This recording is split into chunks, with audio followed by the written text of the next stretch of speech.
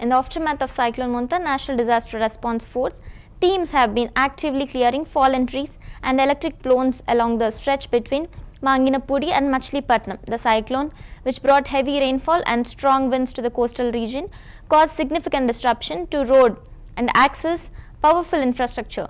Emergency crews worked swiftly to restore connectivity and ensure public safety, focusing on reopening key routes and preventing further hazards. Authorities have urged residents to remain cautious as restoration efforts continue.